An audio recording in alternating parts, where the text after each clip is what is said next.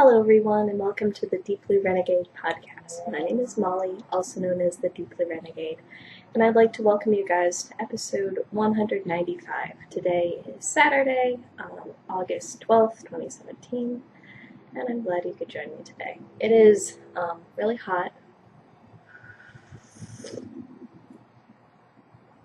Last I checked, the heat index was 116.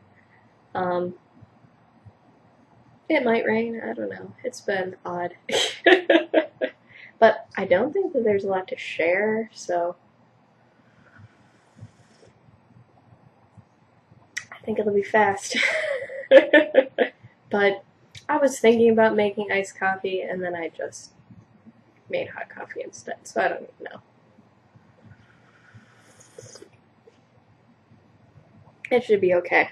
My usual mug was in the sink, and I didn't feel strongly on the matter of cleaning it, so it was like, oh. Apparently all the things that I don't want to talk about right now are at the top of my bag. So I didn't realize that I had become a big bag person, but like, this is a big bag.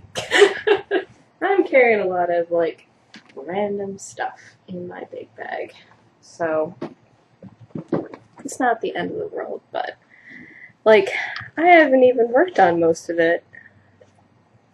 There were a lot of good intentions, let's just put it that way. Like, my Rock the Casbah shawl, nothing. My Everdeen socks, nothing. I think I wanted to consult with my friend Michelle on the appropriate crocheting for this bag, but she couldn't come last night, so, like, I sit next to her, she's one of my coworkers, but I forgot to ask her at the right time, you know what I mean? But I did work on my boxy, so I seem to be having some inactive whips floating around here, but this is the active whip. And I might need to try it on and check some things out, but I did whack a collar into it. So, but it seems to be like a little bit proud and sticking out. And I may not have V-necked aggressive enough, so I might be pulling it out and trying this time with closer following of the directions. What got me, what was this? Was the case where to make the V-neck, you're doing a decrease every row. I did every other, because I was going off pattern anyways, because I decided that all of my edging should be garter edgings, because I think this blue yarn looks really gorgeous in garter. And I somehow managed to get the perfect amount of stitches without even counting. But yeah, it's a little bit funny. I think there's an easy fix. Sadly, that involves redoing it. But I did finish all of my latest round of stripes. So I finished my 4th round of stripes. I am now halfway through my blue yarn. And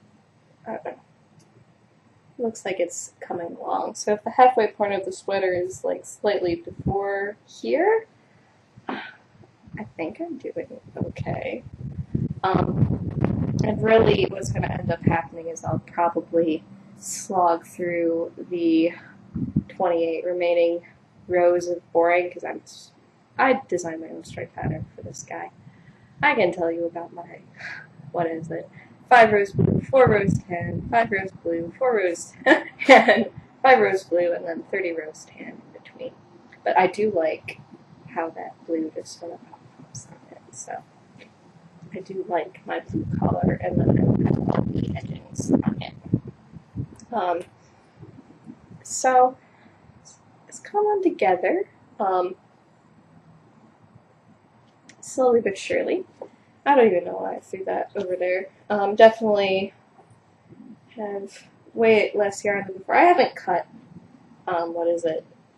I finished the bind off like right before the end of midnight, so, like we didn't stand up till I stood up because I was done with my bind off. And it was just sort of the case where I needed to do at least something a little bit different, because otherwise it's just lots of stockinette.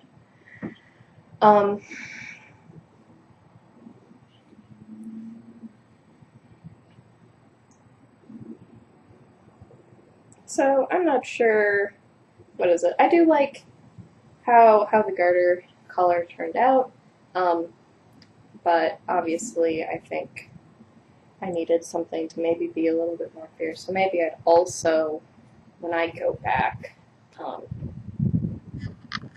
that collar, do like a firm bind off instead of a stretchy one. The stretchy one was probably, I don't know, I just default to a stretchy bind off, like given the choice I generally do that, but I think this one needs a firm bind off, so I will make it so. Let's see.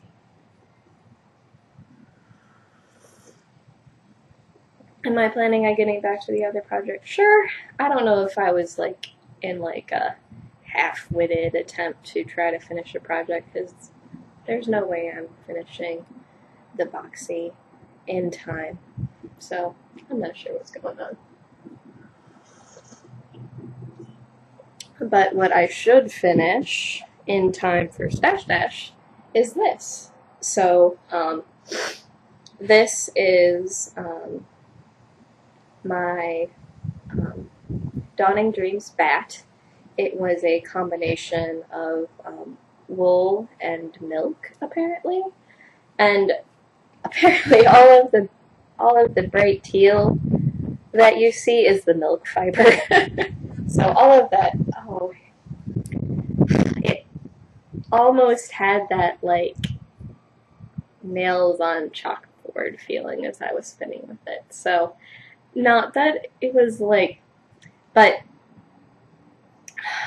there's just some textures where it's just like, so it was like, the teal is so pretty and it spins.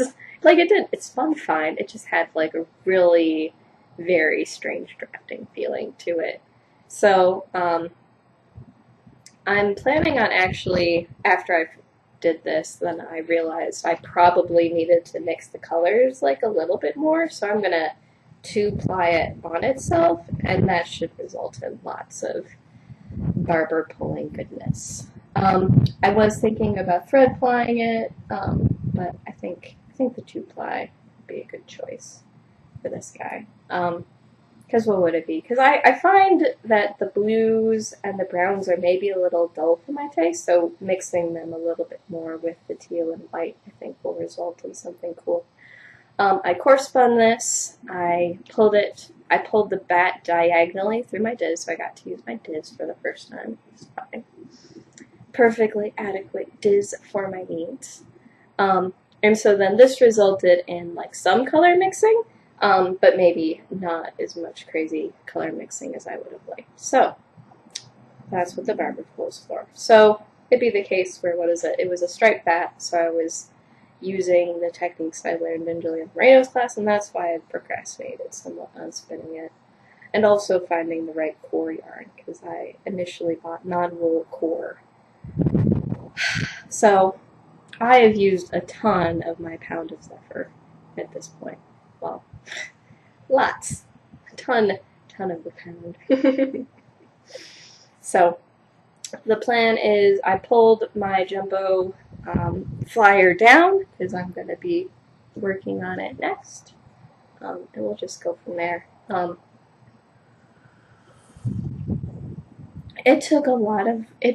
I should have used my jumbo bobbin from the start. I hadn't realized how much extra space it was going to take. So the 3 ounces of fiber and the core mostly filled 2 bobbins. So had I been using my jumbo bobbin, it would have been okay. But I guess I wasn't thinking. It probably would have been a little bit easier too, because when you're core spinning, you sort of don't want the twist to be super duper high. And I didn't do anything special with my core. The only thing funny I did was, because of my core, I decided to, what is it?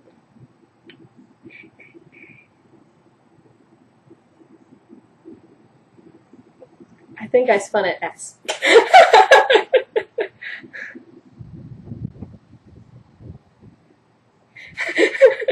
Sorry, I'm trying to visualize, and it's like, apparently I'm not with it.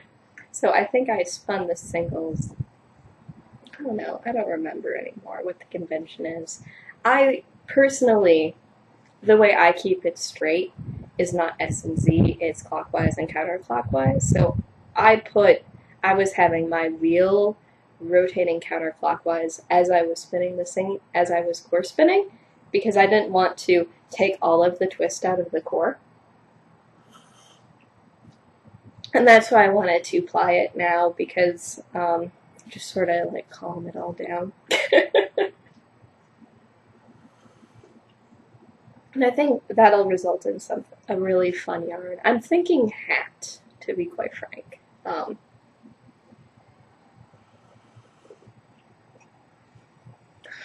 Because it just, like, coarse spun just seems to be, you know, like the perfect yarn for hat knitting and that sort of thing, because it's all fun and soft and floofy, and it is, I don't know, I think I made my yardage goal.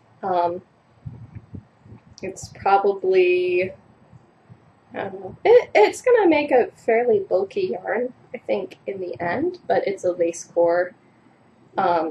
But who knows, I'm a bad gauge. It's all very soft and compressible anyway, so I don't even know. But, so that should be finished, and hopefully that will be the last thing that takes me over the line for Stash Dash. It turned out I almost had 2,000 meters of singles from all of the sample spinning I did, which is positive. I still could do some more sample spinning to get me over the finish line. I still have a couple more of the fractal structures to do. And then I don't know, I'm not 100% sure, but it would also, say for example, make sense to like actually just sit down and make some swatches, like do a bunch of like sample knitting and that sort of thing. Oh, that was another project that got no love this week, which was finishing my samples from the Abby Frankenmuth class 2 years ago. But whatever. So I got some yarn mail this week, so I had my monthly Nest Fiber Club shipment. I am in the normal club, not the Luxe Club, but this month the colorway is Eclipse. It's a BFL. Are you guys excited about the Eclipse? When would it be? It's going to be on the 21st, so soon. Like, that would be the Monday after Stash Dash is over. So this is a combination of like purples and browns and like this like light turquoise. So it should be a good fun spin. I do love me hard some BFL. I would say BFL is one of my favorite fibers to spin. And as usual, the preparation of Nest is just like so gorgeous. So let's see. Yeah, I think that gives maybe a decent impression. That looks gorgeous. Would I normally pick something that was brown in it? No. Am I okay with that? Yeah. Like you need like a little bit of mixing it up, as you do on occasion. So, and it may be that I decide to do like some sort of ridiculous combo spin. So bouncing around in my head. Well, just because there are a couple of colorways where I'm like, this isn't my jam. But then when I see it like worked up, it's really gorgeous. So I don't know if it's a case where I'll take some of the ones that would, or like gathering up the group of them and trying to figure out if there was some way of putting it together in an interesting way. Does that make sense? And maybe for a bigger project, and do Because I know that there's been like combo spin fever, burning through a couple of places that I hang out on Ravelry.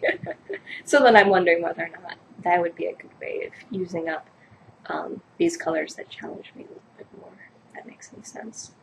Or if I'm just full of craziness, that's also an option.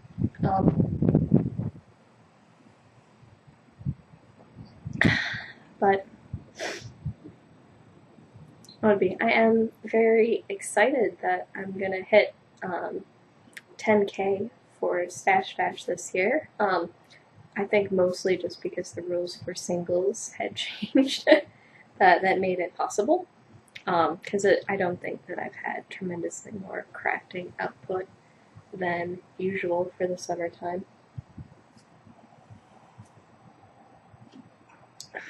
But I don't think I'm going to finish anything else that's on the needles right now. So, such is life. There's probably more knitting left on the Boxy than on my Rock the Casbah, but whatever.